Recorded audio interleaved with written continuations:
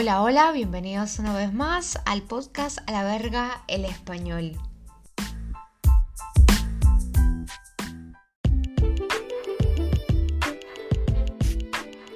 Bueno, como ya saben, este pequeño espacio está hecho para los estudiantes que quieren practicar un poquito su español y sobre todo que quieren enfocarse en la parte comunicativa ya a un nivel un poco más avanzado. Así que por eso también es mi ritmo un poco acelerado. En este podcast vale recordar que la temática es muy variada, se habla de todo un poco y no solamente a temas relacionados a la cultura latina, sino en general.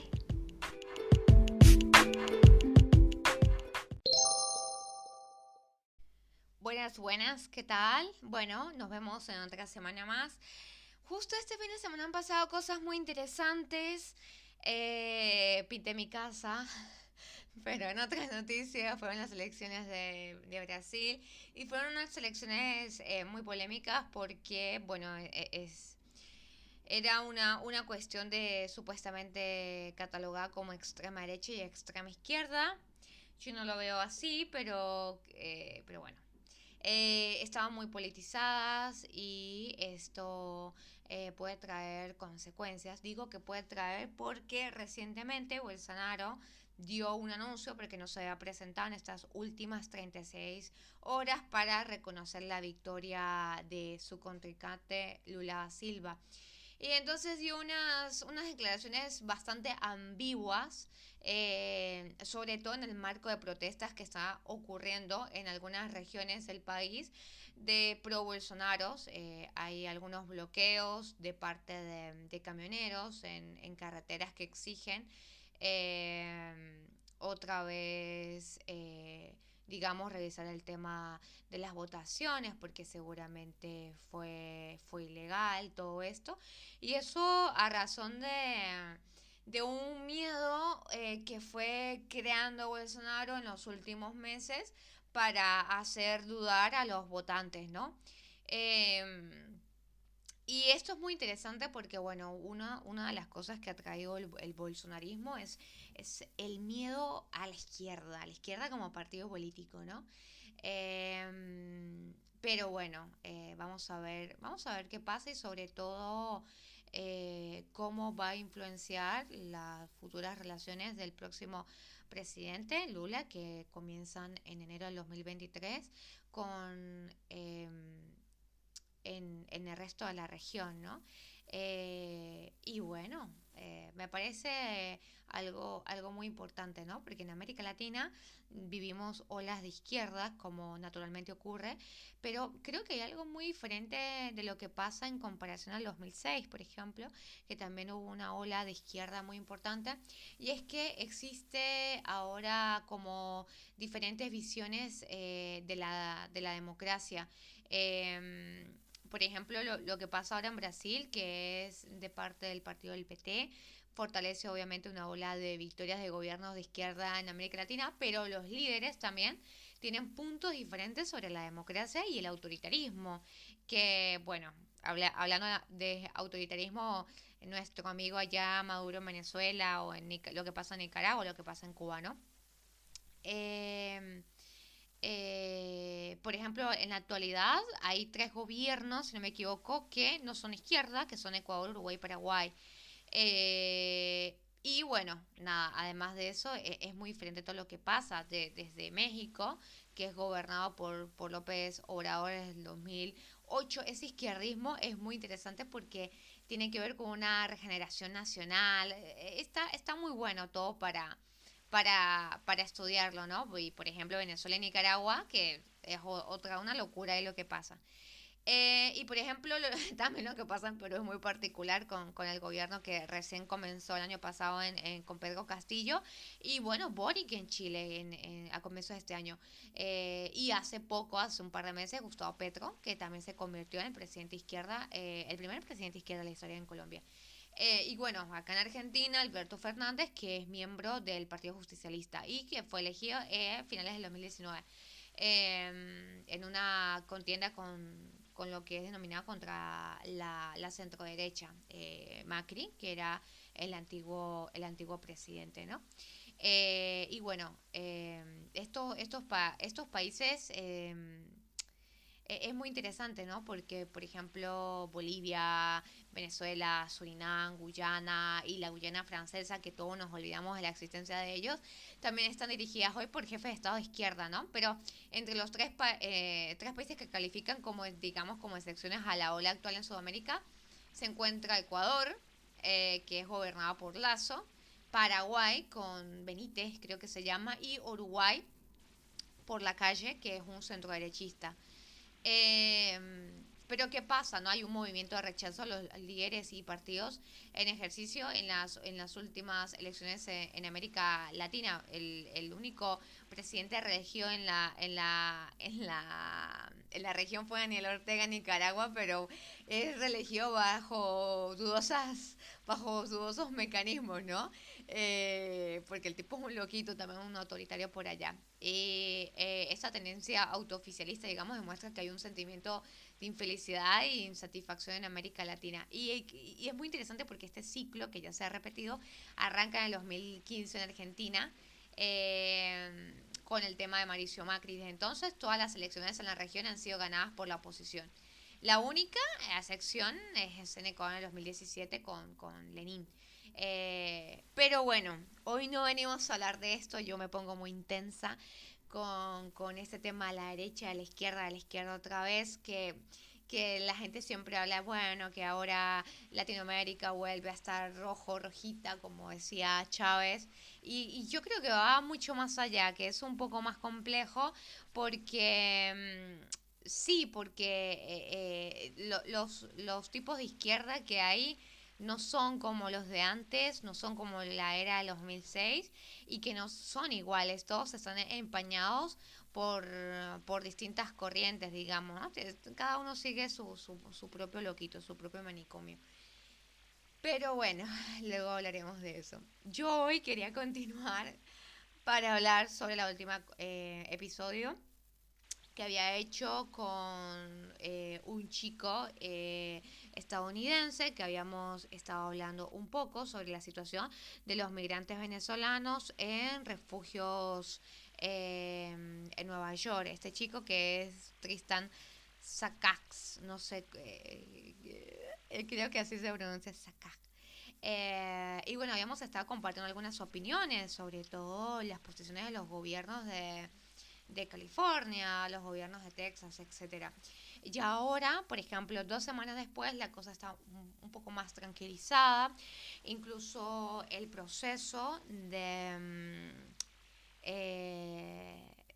este nuevo visado de los venezolanos que pueden ir a Estados Unidos es muy rápido. Ya las primeras personas que han solicitado esto han podido ingresar, obviamente demostrando y cumpliendo con los requisitos que el gobierno estadounidense les pide. Hay muchísima gente que está todavía en Panamá, hay mucha gente que está en México. En México ya salió el primer avión con personas que están siendo deportadas de México directamente a Venezuela y muchas personas de Panamá que están pagando con sus propios ingresos, con el dinero que habrán conseguido, un vuelo de regreso, no sé exactamente a dónde, no sé si a Colombia, que me imagino que sí. Y si bien el gobierno de Panamá, por ejemplo, dijo que iba a prestar la ayuda necesaria, bueno, ha sido parcial, pero se entiende, es una situación que sobrepasa la, los temas sociales, ¿no? Ya de por sí un país está colapsado con sus propios problemas, ahora imagínense repensar una situación a partir de problemas que están relacionados con otros países. Pero bueno, esto justamente habíamos hablado con Tristán en la última clase un poquito de cómo afectaba a los venezolanos el nuevo acuerdo, ¿no? Y una de esas cosas tiene que ver con la permanencia obligatoria de estar en México. Desde el miércoles 12 de octubre, hace casi un mes, todo venezolano que atraviese la frontera estadounidense de manera ilegal será expulsado a México. Incluso ahora, en la actualidad, todavía hay venezolanos que están en la frontera entre México y Estados Unidos con la fe, no sé si así llamarlo, o con la esperanza de poder ingresar. Ayer incluso 31 de octubre, estaban, habían como unos enfrentamientos, creo que unos policías o militares estadounidenses lanzaron balas de goma para persuadir a, a migrantes venezolanos que querían entrar, ¿no? Bueno, y las expulsiones se llevaron a cabo bajo una controvertida política de la era del presidente Trump, conocida como Título 42, que eso también lo había hablado con Tristán, un decreto de salud pública creado al inicio de la pandemia del COVID-19 que permite a Estados Unidos expulsar rápidamente a los inmigrantes indocumentados por razones de salud, quitándoles así la oportunidad de solicitar asilo. Bueno, lo que pasa acá es que según las autoridades estadounidenses se introdujo para ayudar a prevenir la propagación del COVID-19 en los centros de detención. En teoría ese fue el principio, ¿no? Ya, bueno, las inexistentes relaciones con el gobierno venezolano de Maduro volvieron casi imposible la aplicación del Título 42 a los migrantes que vienen de Venezuela, quienes disfrutaban, digamos, de una libertad condicional humanitaria, lo que les permitía quedarse para tramitar una solicitud de asilo en el país norteamericano y no eran en su momento, antes del 12 de octubre, deportados. Pero ya no podrían pedir asilo tras cruzar ilegalmente la frontera, según este nuevo plan de la administración de Biden, ¿no? Pedir asilo es legal bajo la ley estadounidense. El plan en sí es una violación perpetua por la extensión de una orden bajo el título 42 del Código de Salud que disfraza de una medida anti-COVID, pero que pone en peligro a los migrantes.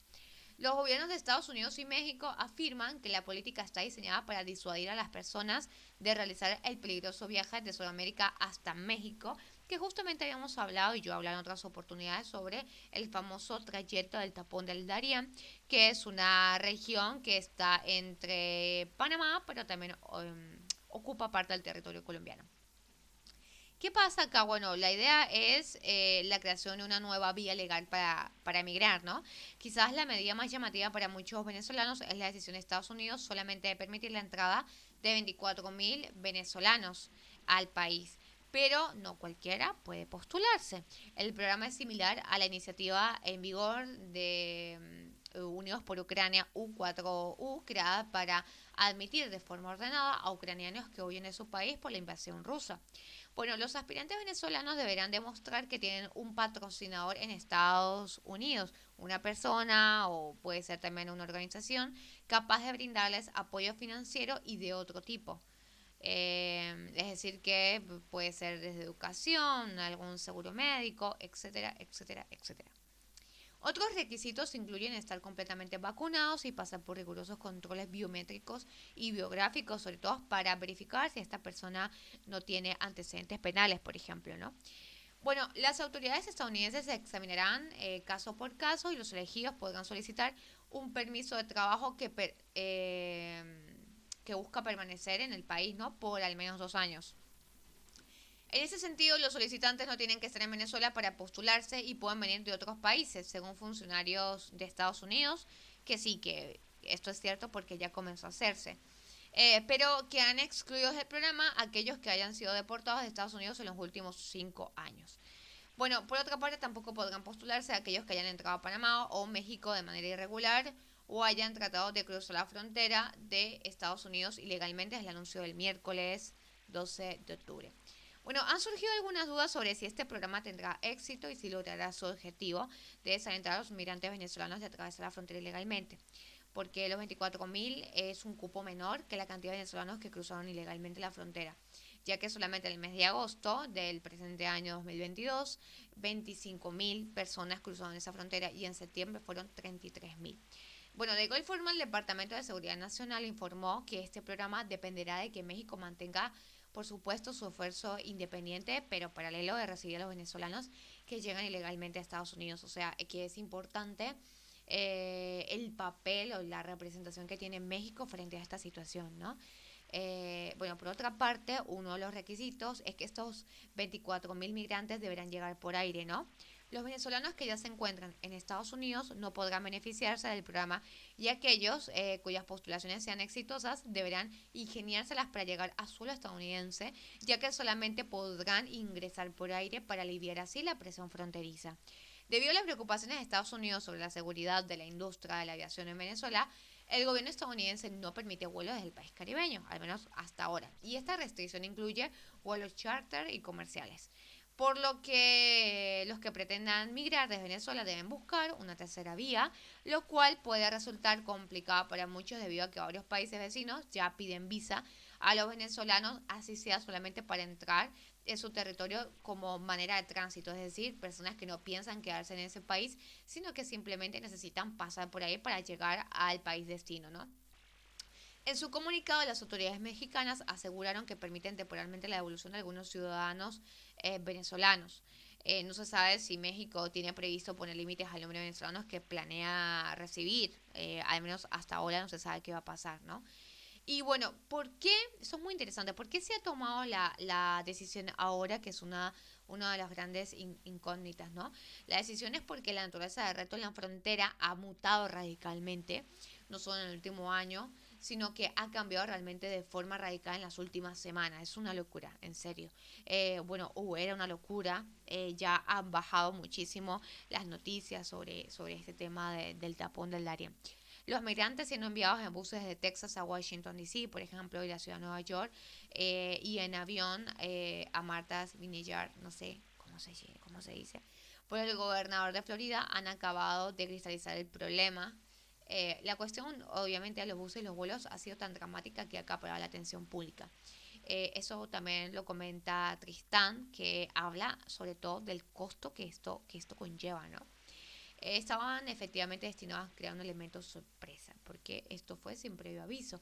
Pero bueno, mientras esto pudo haber estado políticamente motivado, fue una clara estrategia política en un año electoral. Recordemos que ahorita vienen las elecciones del Congreso, me parece que el 3 de noviembre. También revela obviamente una crisis emergente significativa dentro de la política de Estados Unidos. Y es que una cantidad sin precedentes de migrantes en general y venezolanos en particular está llegando a la frontera suroeste, sobre todo porque no quieren ya arriesgarse más a una migración intrarregional, que el otro día lo había comentado un poco, sino que ya las personas se están apuntando más hacia países desarrollados o países de primer mundo, ¿no? Las cifras del fenómeno son distintas en comparación a años anteriores y la diversidad del flujo también. Y bueno, lo que la administración de Biden concluyó es que no hay una política, una solución o acción que sirva a todas las poblaciones y que se necesitan políticas distintas para cada grupo, por lo que toda esta situación tiende a ser mucho más compleja. Es lo que ha hecho, en este caso especial, de los venezolanos. La administración de Biden está cayendo claramente en una ambivalencia, por supuesto. Si la administración, por ejemplo, se hubiera salido con la suya, hubiera acabado con el título 42 desde un principio, ¿no? Era una promesa de campaña del presidente, por cierto. Pero esa ha sido siempre su posición y la que demostró durante el proceso en los tribunales. Lo que pasa también es que ha entendido que la naturaleza de los flujos migratorios ha cambiado radicalmente y ha tenido que adaptar su política a ello, a pesar de que es una política que en el pasado ha criticado, ¿no? Y lo que ha hecho es cerrar un acuerdo con México para que la gente que no pueda tener un patrocinador en Estados Unidos y que no es candidata según el Estado estadounidense a ser rápidamente reubicada en el país, sea sujeta a este título 42. Y también ese reconocimiento de que no tienen los recursos suficientes para procesar no solamente a los venezolanos, sino a todos los demás migrantes a través del antiguo título 8, que dice que la norma que se aplica antes de la entrada en vigor del título 42 en marzo del 2020 determina que se tiene que evaluar en cada caso si existe un temor creíble a ser perseguido en el país del origen para poder pedir asilo en Estados Unidos. Si se establece que no, bueno, la deportación es inmediata, ¿no? Si se descubre que esta persona no está siendo perseguida políticamente. Biden obviamente está o estaba en una posición medio complicada, ¿no? Un poco como entre la espada y la pared. Porque por un lado no tienes los recursos, pero por otro lado quieres acabar con el título 42, que fue una de sus promesas en la campaña electoral. Y bueno, los activistas también le están pidiendo que acabe con esto. Así que mientras el título 42 está aún pendiendo de un hilo en los tribunales, él lo está usando al menos para la gente que México va a recibir. Bueno, la política tiene un rol innegable, por supuesto, siempre en la cuestión migratoria. Y la estrategia publicitaria de los gobernadores de Arizona, de Texas, y Florida tuvo una clara motivación política. En plena temporada electoral, los republicanos empezaron a perder algunos de los argumentos que pensaban les iban a dar ventaja competitiva. Entonces empezaron a perder sus argumentos sobre la inflación, bueno, sobre el estado de la economía, también sobre el terreno en la cuestión del aborto. Así que necesitaban un cambio de tema. Y bueno, la crisis en la frontera se volvió una distracción muy conveniente. Así que bueno, hay que decir que lo manejaban de forma muy exitosa para ellos. Digamos que se las arreglaron para infligir cierto nivel de dolor y por consiguiente, bueno, una elección jurisdicciones, perdón, una elección a las jurisdicciones azules, que sería lo que son los demócratas, ¿no? Diciéndoles más o menos así como que desde la distancia nos dicen que no hay una crisis en la frontera. Bueno, te vamos a mostrar qué es lo que está pasando, qué es lo que ocurre acá.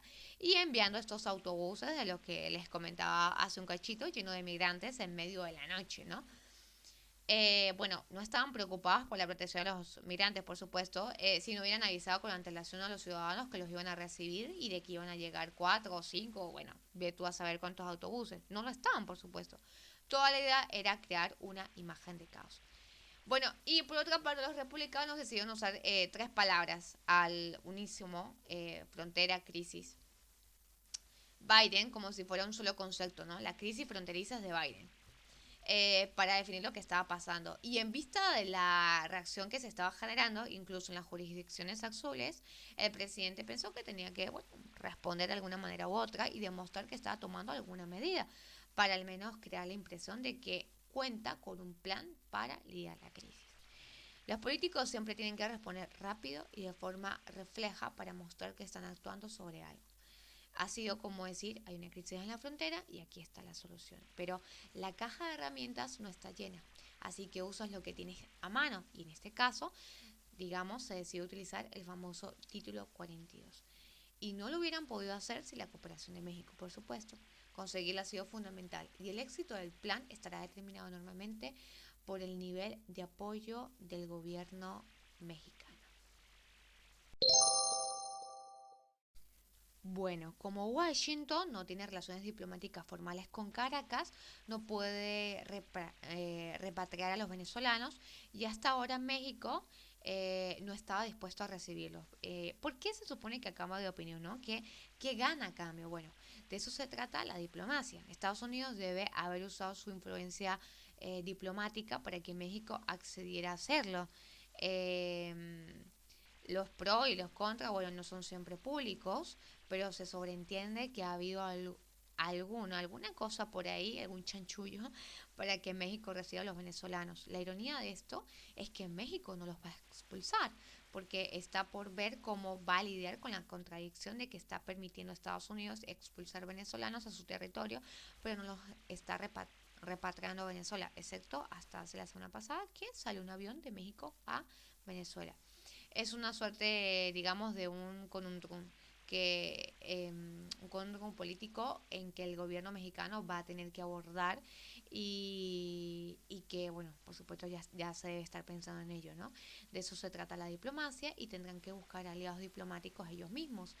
Y hablando de que Estados Unidos busca soluciones distintas para distintos problemas, también estaban haciendo algunos comentarios sobre levantar algunas sanciones contra Venezuela para aliviar un poco la presión, aunque esto siempre se ha comentado ya durante varios meses, pero la verdad es que nunca se ha llegado a nada. Como dije, no hay demasiadas herramientas disponibles en la caja, pero sí se entiende que la situación económica de Venezuela está creando la presión para una mayor migración. Entonces, una a usar es la de aliviar un poco la presión. Levanta las sanciones, se vuelve una de las herramientas para lidiar con la crisis migratoria, aunque esto es mucho más complejo de lo que nosotros podemos imaginar, ¿no? Y por otra parte, ¿por qué replicar con los venezolanos un modelo migratorio que se está usando con los ucranianos que huyen de la invasión rusa? Bueno, la situación de Venezuela y Ucrania no es exactamente la misma, por supuesto. Y esta es la guinda, mi argumento, de que las herramientas a usar son limitadas. Porque por un lado, el presidente Biden no puede darles una green card, que es una residencia permanente, a los que llegan a la frontera. No tiene esa autoridad, no puede darles permiso de trabajo. Mira, ponte a trabajar ahí, pues. No puede darles visa H-1B, que son las que permiten a los empleadores estadounidenses emplear temporalmente a trabajadores extranjeros en puestos especializados, a pesar de que tal vez muchos serían buenos candidatos para una migración basada en el campo y que necesitan trabajadores en este país. Además, en lo que se refiere a la migración, el presidente tiene opciones limitadas y una de ellas es el permiso temporal humanitario. Otra es el título 42 y la otra es el título 8. Usa distintas herramientas para distintos grupos poblacionales y bueno, se ha dado cuenta de que ya que no puede repatriar a los venezolanos, puede utilizar con ellos el modelo usado recientemente con otra población, los ucranianos. Ahí el permiso temporal humanitario es uno de los poderes más amplios del presidente porque incluye el estatus legal, el permiso para trabajar y en vista que les ha funcionado con los ucranianos, ha decidido probar el programa con los venezolanos, ¿no? Pero todos sabemos que la comparación no encaja muy bien. Por ello es inevitable que salgan a la luz, bueno, estos problemas que subyacen a estas faltas de paralelismo, digamos, saldrán y es posible que lo hagan de formas de demandas en los tribunales, en forma de presión política, y lo que irónicamente puede hacer es que muchos republicanos digan que quizás hemos ido demasiado lejos con las posibilidades de las excepciones, ¿no? Y pueden incluso llegar a costar que otras nacionalidades no puedan usar esta exención del título 42 en el futuro. Así que bueno, supongo que esta historia continuará. Nos vemos.